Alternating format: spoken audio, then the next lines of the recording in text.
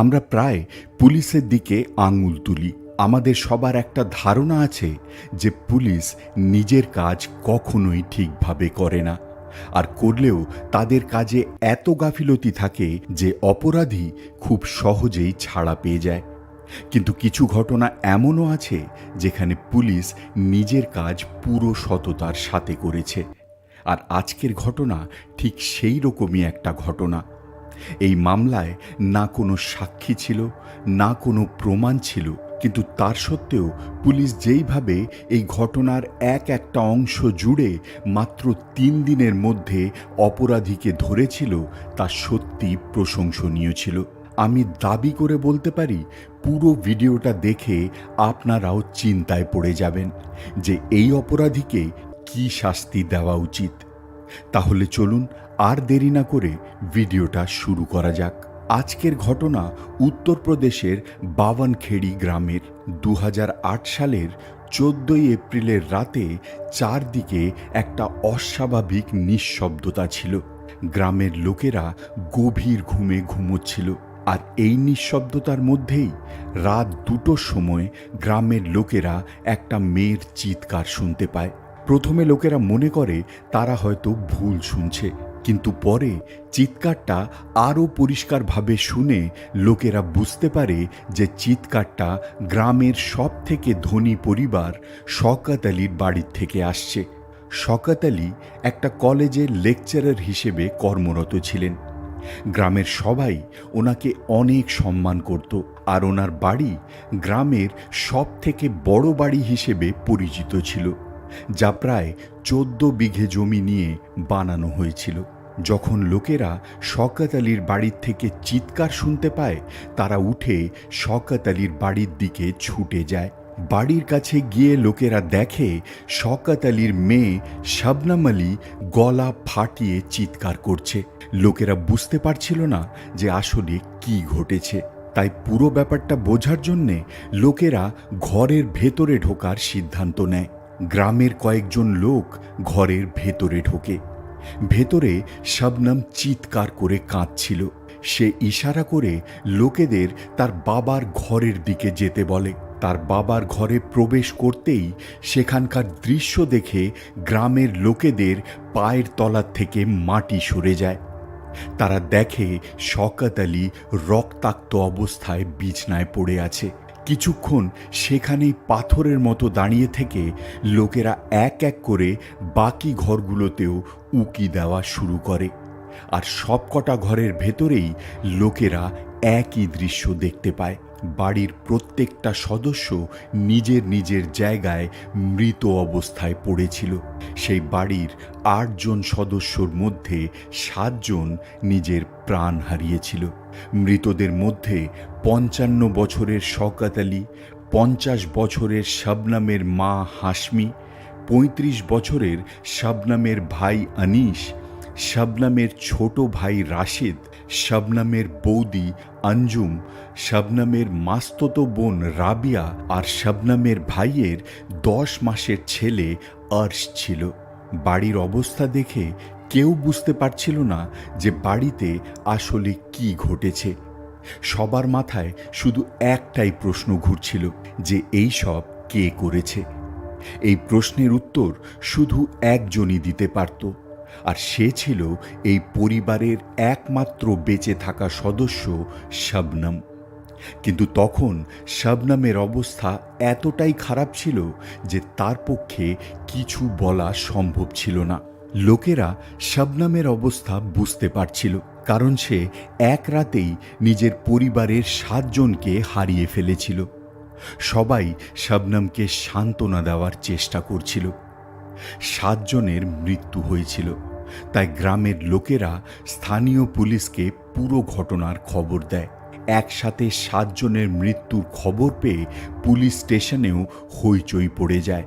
এই খবরটা এত বড় ছিল যে সেই রাতেই পুরো ঘটনাটা রাজ্য আর কেন্দ্রীয় সরকারকেও জানানো হয়। খবরটা পাওয়ার পর সব থেকে আগে স্থানীয় পুলিশ টিম ঘটনাস্থলে এসে উপস্থিত হয়। ঘটনার গুরুত্ব বুঝে আরও পুলিশ দলকে ঘটনাস্থলে ডাকা হয়। ভোর হওয়ার আগেই বাওয়ানখেড়ি গ্রামে আশেপাশের সব থানার থেকে পুলিশ দল এনে বাওয়ানখেড়ি গ্রামে ভরে দেওয়া হয়। এছাড়া ফরেন্সিক টিম এই পুরো বাড়িটা ঘিরে নিজের তদন্ত শুরু করে। পুরো ঘটনাটা জানার জন্যে এবার শবনমকেও জিজ্ঞাসাবাদ শুরু করা হয়। শবনম জানায় রাতে সে ছাদে ঘুমোচ্ছিল। মাঝরাতে সে কিছু শব্দ শুনতে পায়। শব্দ শুনে সে ছাদের থেকে নিচে নেমে আসে। সে দেখে কয়েকজন লোক হাতে কুড়ুল নিয়ে বাড়ির থেকে ছুটে পালাচ্ছে। শবনম জানায় তারা হয়তো ডাকাত ছিল, আর ডাকাতি করতেই তারা বাড়িতে ঢুকেছিল। শবনমের এই বয়ানের পরে এই ঘটনা পুরো শহরে ছড়িয়ে পড়ে যে শওকত আলীর বাড়িতে ডাকাতি করতে এসে ডাকাতরা পরিবারের 7 জনকে হত্যা করেছে। এই ঘটনার সময় মায়াবতী উত্তরপ্রদেশের মুখ্যমন্ত্রী ছিলেন। এই ঘটনা জানার পর উনি সঙ্গে সঙ্গে শওকত আলীর পরিবারের একমাত্র জীবিত সদস্য শবনমকে 5 লক্ষ টাকা ক্ষতিপূরণ হিসেবে দেওয়ার কথা ঘোষণা করেন। সাথে উনি এটাও ঘোষণা করেন যে এই ঘটনায় জড়িত কোনো অপরাধীকে ছাড়া হবে না। কিন্তু এই ঘোষণার পরেও এই ঘটনা ঠান্ডা পড়ে না। উল্টো সরকারের বিরোধী দলগুলো মায়াবতী সরকারের আইন শৃঙ্খলার জর্জর অবস্থা নিয়ে মায়াবতীকে ঘিরে ফেলার চেষ্টায় লেগে পড়ে। পরিস্থিতির গুরুত্ব বুঝে মায়াবতী পরের দিনই হেলিকপ্টার নিয়ে ঘটনাস্থলে গিয়ে পৌঁছান। এখানে এসে মায়াবতী শবনমকে আশ্বস্ত করেন যে এই ঘটনার কোনো অপরাধীকে রেহাই দেওয়া হবে না, আর সবাইকে ধরে কঠোর শাস্তি দেওয়া হবে। মায়াবতী শবনমকে ক্ষতিপূরণ হিসেবে 5 লক্ষ টাকা দেওয়ার ঘোষণা আগেই করেছিলেন, আর উনি ঘটনাস্থলেই সেই টাকা শবনমের হাতে তুলে দিতে চাইতেন। কিন্তু এক তদন্ত কর্মকর্তা মায়াবতীকে অনুরোধ করেন যে কিছুদিনের মধ্যেই পরিবারের মৃত সদস্যদের পোস্টমর্টম রিপোর্ট চলে আসবে। টাকাটা তারপরেই শবনমের হাতে তুলে দিলে ভালো হয়। মায়াবতী তদন্তকারীর এই অনুরোধ মেনে নেন। এরপরেই এই ঘটনার তদন্ত ইন্সপেক্টর আর.পি. গুপ্তা শুরু করেন। ইন্সপেক্টর আর.পি. গুপ্তা প্রথমেই ঘটনাস্থলটা ভালো করে খতিয়ে দেখেন, আর তারপরে তিনি শবনমকে জিজ্ঞাসাবাদ শুরু করেন। কিছুক্ষণ জিজ্ঞাসাবাদ করার পরেই আর.পি. গুপ্তা শবনমকে প্রশ্ন করেন যে ডাকাতরা যখন বাড়ির সব সদস্যদের হত্যা করেছে তাহলে তারা তাকে কেন জীবিত ছাড়ল। জবাবে শবনম জানায় সে বাড়ির ছাদে ছিল, আর সেই কারণেই সে বেঁচে গেছে। কিন্তু আর.পি. গুপ্তা এই জবাবে সন্তুষ্ট ছিলেন না। বাড়ির প্রত্যেকটা মৃত সদস্য যেই বিছনায় শুয়েছিল সেই বিছনার চাদর একেবারে টান টান করে পাতা ছিল। সাধারণত ধস্তাধস্তি হলে বিছনার চাদর এইভাবে টান টান থাকে না, আর সেই কারণেই আর.পি. গুপ্তা শবনমকে সন্দেহ করছিলেন। কিন্তু ঘটনার সংবেদনশীলতা বুঝে আর.পি. গুপ্তা শবনমের বিরুদ্ধে আর কোনো কথা না বলে নিজের তদন্ত চালিয়ে যায়। সবার আগে প্রত্যেকটা মৃতদেহকে স্থানীয় হাসপাতালে ময়না তদন্তের জন্য পাঠানো হয়, যেখানে ডাক্তাররা দেহগুলোর ময়না তদন্ত করে।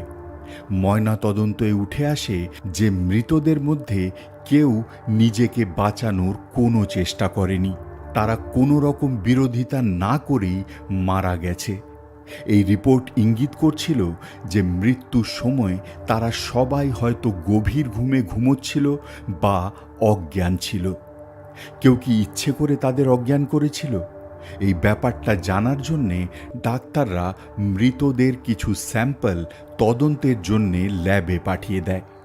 কিছুদিনের মধ্যেই বায়োপসির রিপোর্ট চলে আসে। এই রিপোর্ট অবাক করার মতো ছিল।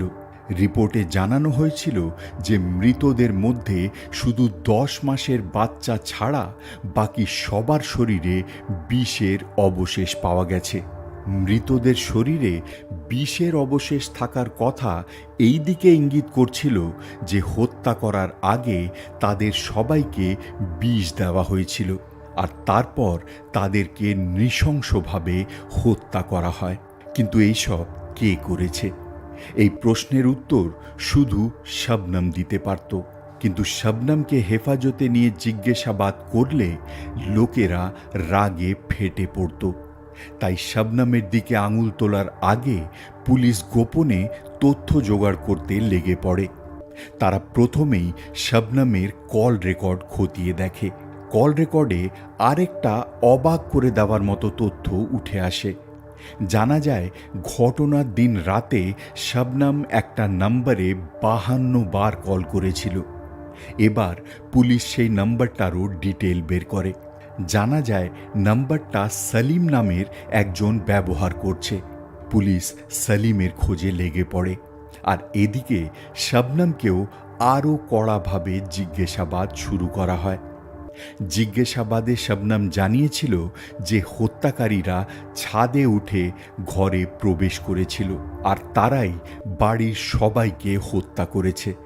কিন্তু শবনমের এই বয়ান প্রথমেই মিথ্যে প্রমাণ হয়ে যায়, কারণ তদন্তে উঠে আসে যেই সিঁড়িটা ছাদ অবধি যেত সেই সিঁড়ির দরজা ভেতর থেকে বন্ধ করা ছিল। বাড়ির ছাদ মেঝের থেকে প্রায় 14 ফুট ওপরে ছিল, আর বাড়ির দেওয়াল সিমেন্ট দিয়ে প্লাস্টার করা ছিল। এই অবস্থায় কোনো সিঁড়ি ছাড়া 14 ফুটের দেওয়াল ডিঙিয়ে ছাদে ওঠা কারোর পক্ষেই সম্ভব না। অনেকেই প্রশ্ন তোলে যে হতে পারে হত্যাকারীরা বাঁশের সিঁড়ি লাগিয়ে ছাদে উঠেছিল। কিন্তু কিছুক্ষণের তদন্তয়ে তদন্তকারীরা এই প্রশ্নটাকেও উড়িয়ে দেয়, কারণ বাড়ির বাইরে কোথাও কোনো সিঁড়ি ব্যবহার করার চিহ্ন পাওয়া যায় না। এতদিনের জিজ্ঞাসাবাদে শবনমের সব বয়ান মিথ্যে প্রমাণিত হয়েছিল। পুলিশ চাইলে শবনমকে হেফাজতে নিয়ে সব সত্যি বের করে নিতে পারত, কিন্তু ঘটনাটা এতটাই সংবেদনশীল ছিল যে শবনমের দিকে আঙুল তোলার আগে পুলিশকে তার বিরুদ্ধে প্রমাণ জোগাড় করতেই হতো। পুলিশ সমানে প্রমাণ খুঁজে যাচ্ছিল, আর ঠিক তখনই পুলিশের এক ইনফর্মার খবর দেয় যে এই ঘটনার সত্যতা জানতে হলে সলিম নামের একটা ছেলেকে হেফাজতে নিতে হবে। সলিম নামের এই ছেলেটা কোনো না কোনোভাবে এই ঘটনার সাথে জড়িত আছে। এই ঘটনায় আরেকবার সলিমের নাম উঠেছিল। এর আগে শবনমের কল রেকর্ডেও সলিমের নাম পাওয়া গেছিল। পুলিশ সেই সময় সলিমকে জিজ্ঞাসাবাদও করেছিল, কিন্তু সলিমের বিরুদ্ধে সন্দেহজনক কিছু না পাওয়াতে পুলিশ সলিমকে ছেড়ে দিয়েছিল। 17 এপ্রিল ইনফর্মারের কথা মতো পুলিশ আরেকবার সলিমকে জিজ্ঞাসাবাদের জন্যে ডেকে পাঠায়।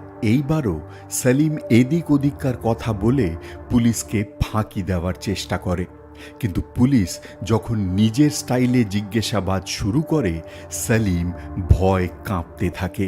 আর শেষ অবধি সে এমন এক ঘটনা পুলিশকে শোনায় যা শুনে তদন্তকারীদের চোখ কপালে ওঠে।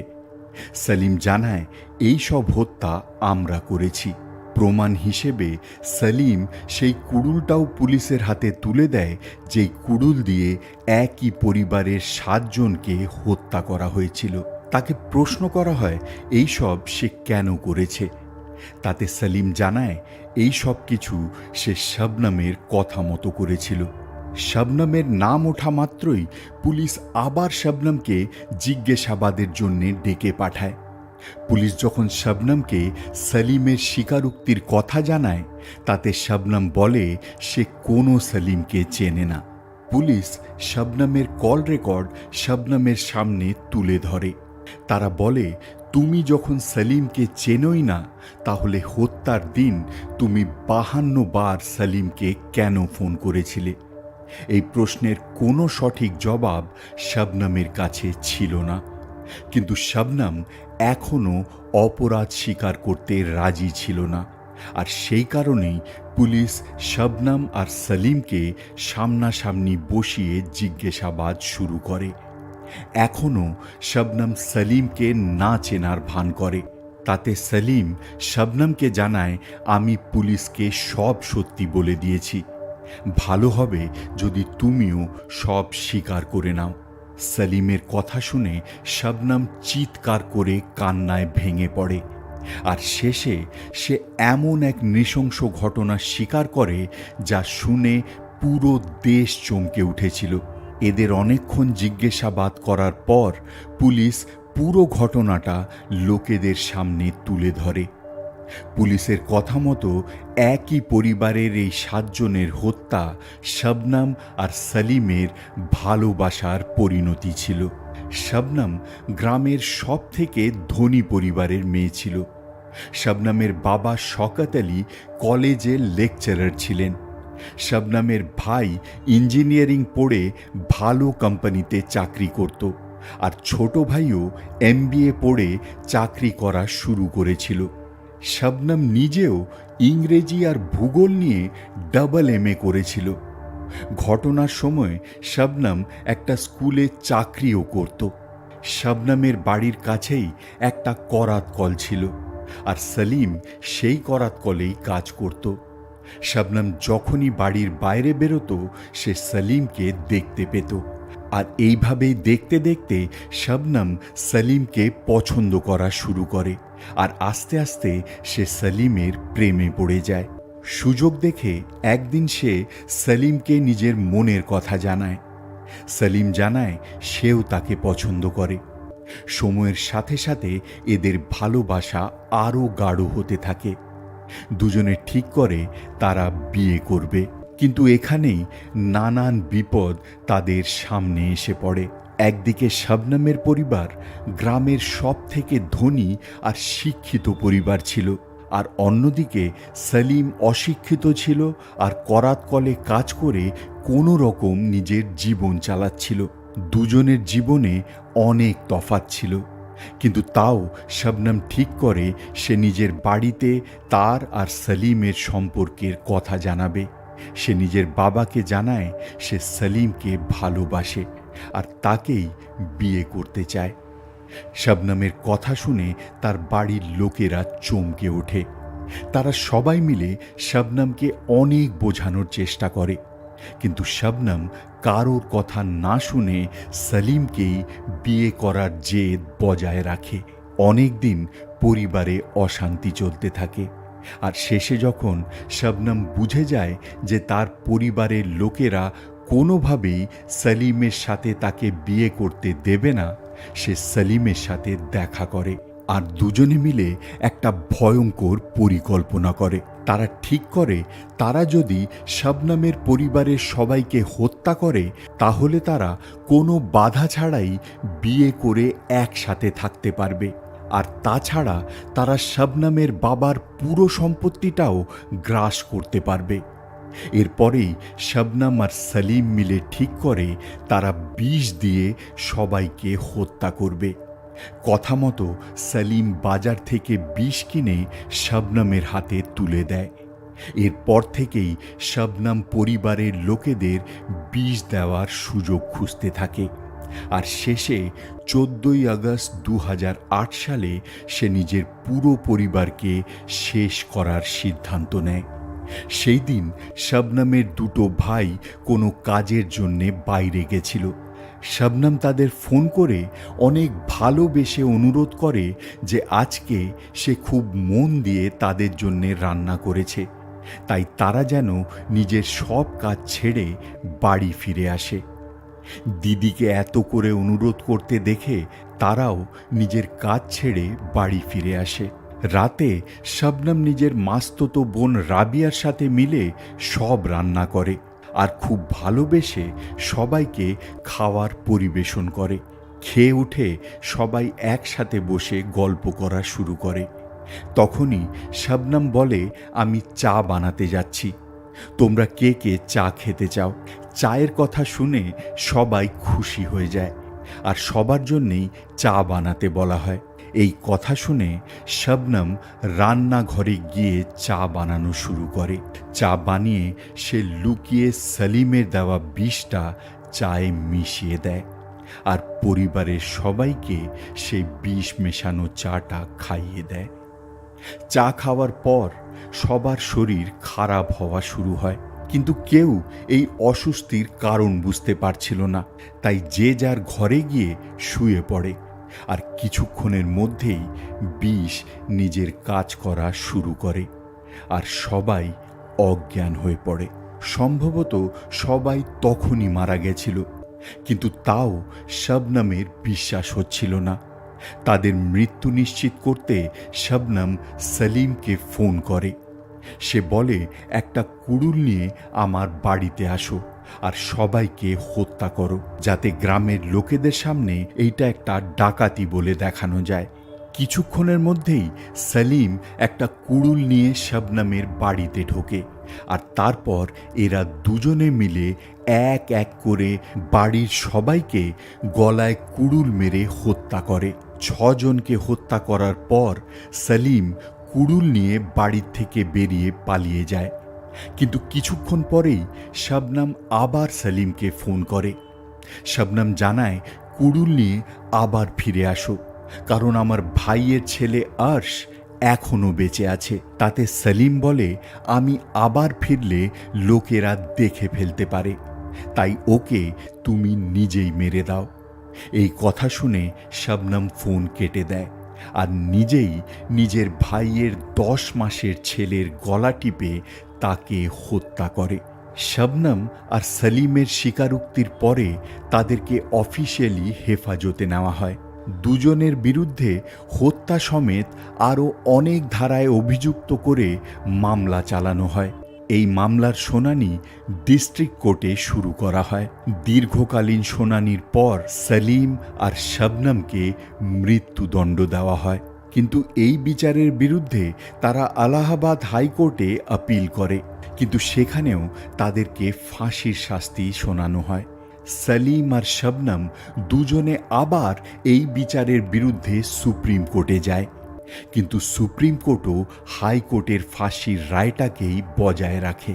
এবার কোর্টের দরজা তাদের জন্যে বন্ধ হয়ে গেছিল, তাই এরা দুজনে ভারতের রাষ্ট্রপতি আর উত্তরপ্রদেশের গভর্নরকে মার্সি পিটিশন জমা করে, কিন্তু তাতেও কোনো লাভ হয় না। 2021 সালে এদের দুজনের মার্সি পিটিশন রিজেক্ট করে দেওয়া হয়। এবার মনে হচ্ছিল ভারতের ইতিহাসে শবনম এমন প্রথম মহিলা হয়ে দাঁড়াবে যাকে ফাঁসি দেওয়া হয়েছিল। জেলেও ফাঁসি দেওয়ার প্রস্তুতি নেওয়া শুরু হয়ে গেছিল, কিন্তু তখনই শবনম আরেকবার উত্তরপ্রদেশ গভর্নরের কাছে একটা মার্সি পিটিশন পাঠিয়ে দেয়, কিন্তু এইবার গভর্নর সেই মার্সি পিটিশনটা উত্তরপ্রদেশ সরকারের কাছে পাঠিয়ে দেয়। শবনমের এই মার্সি পিটিশনের জবাব এখনও আসেনি, আর সেই কারণেই শবনম আজও ফাঁসির অপেক্ষায় রামপুর জেলে বন্ধ আছে। আর অন্যদিকে সলিম প্রয়াগরাজের নৈনি জেলে নিজের মৃত্যুর অপেক্ষা করছে। পৃথিবীতে মানুষ কোনো খারাপ কাজ করলে তার শাস্তি মানুষকে নিজের জীবনেই ভোগ করতে হয়, কিন্তু ভালো কাজ করলেও যে মানুষ তার ভালো ফল পায় তা এই ঘটনায় আমরা দেখতে পেয়েছিলাম। আসলে এই পুরো ঘটনার শুরুতে যখন শবনম নিজের অপরাধ স্বীকার করেছিল, তখন তার মেডিকেল টেস্ট করানো হয়েছিল, যাতে জানা গেছিল যে শবনম 2 মাসের প্রেগনেন্ট ছিল, আর এই বাচ্চা ছিল তার প্রেমী সলিমের। মৃত্যুদণ্ড পাওয়ার পর জেলে থাকাকালীন শবনম সেই বাচ্চাটাকে জন্ম দেয়, কিন্তু সলিম আর শবনম মানে বাচ্চার মা বাবা দুজনেই মৃত্যুদণ্ড পেয়েছিল। তাই এই বাচ্চা কার কাছে থাকবে এই নিয়ে একটা বিভ্রান্তি সৃষ্টি হয়েছিল। আর শেষে শবনমের কলেজের একটা বন্ধু সেই বাচ্চাটাকে দত্তক নেয়। দত্তক নেওয়ার পেছনে কারণ জিজ্ঞাসা করাতে সে জানায়, কলেজে পড়াকালীন তার পরিবারের অবস্থা এতটাই খারাপ ছিল যে কলেজের ফিস দেওয়ার জন্যেও তাদের কাছে টাকা ছিল না, আর সেই কারণেই তাকে হয়তো পড়াশোনা ছেড়েই দিতে হতো। কিন্তু সেই সময় শবনম তার কলেজে পড়ার পুরো খরচ বহন করে, আর সেই ঋণ শোধ করতেই সে শবনমের বাচ্চাকে নিজের বাচ্চার মতো করে মানুষ করতে চায়। এখন শবনমের সেই ছেলের বয়স 15 বছর। শবনমের ছেলেও সরকারের কাছে নিজের মায়ের মৃত্যুদণ্ডটা যাবজ্জীবনে পাল্টানোর অনুরোধ করেছে। দেশের সবাই এই অপেক্ষায় আছে যে আগামী দিনে সরকার এই মামলায় কী নির্ণয় নেয়। বন্ধুরা, এই পুরো ঘটনাটা শুনে আপনাদের কী মতামত অবশ্যই কমেন্ট করে জানাবেন। আর আমাদের এই চেষ্টা যদি আপনাদের একটুও ভালো লেগে থাকে তাহলে প্লিজ চ্যানেলটা সাবস্ক্রাইব করবেন, যাতে আমরাও আপনাদের জন্যে আরও ভালো ভিডিও বানাতে উৎসাহ পাই। নমস্কার।